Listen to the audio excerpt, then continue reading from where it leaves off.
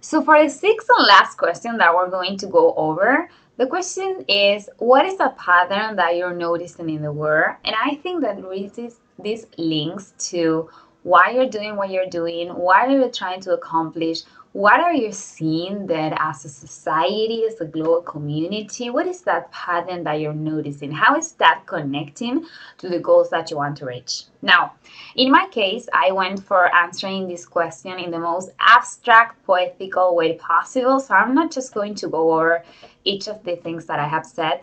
I am going to share with you the pattern that I am noticing. And it goes like this.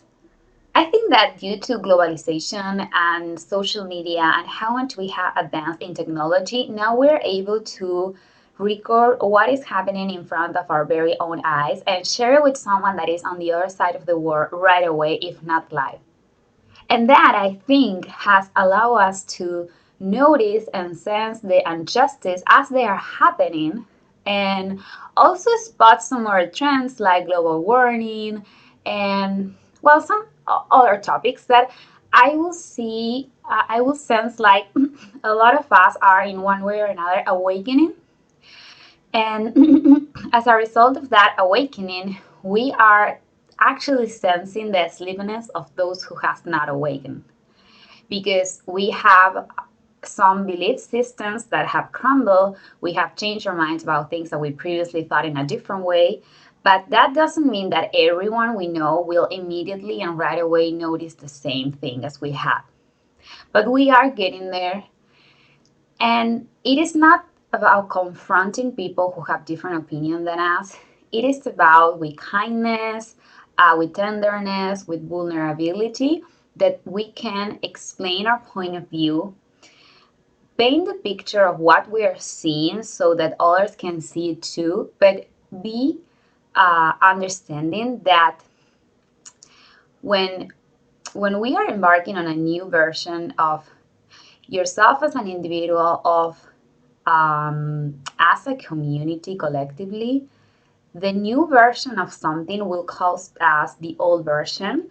So in one way or another, there is a part of us that will need to die for a new part of us to get to reborn in one way or another. So it will feel, it will hurt, because when we're in a process of transformation, what we're actually doing, even though that's not what we're saying, is that we're letting go of something.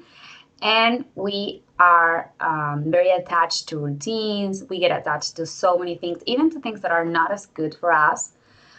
So the process of embarking into a new version of what society will look like in the future will not be as smooth as we could hope. And also a comment about what we call coincidence or happenstances.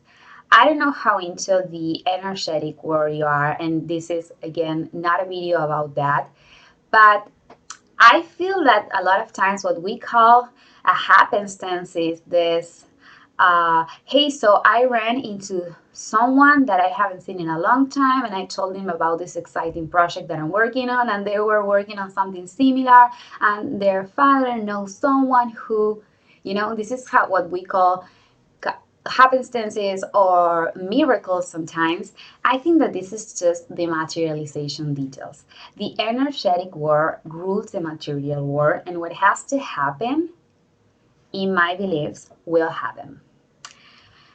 So it is important to read between the lines of, for example, if you are going for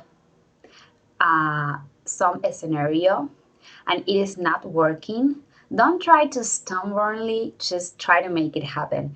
See it for what it is. Maybe it's a message that it was not meant to be in that way, and just try another way to do the same.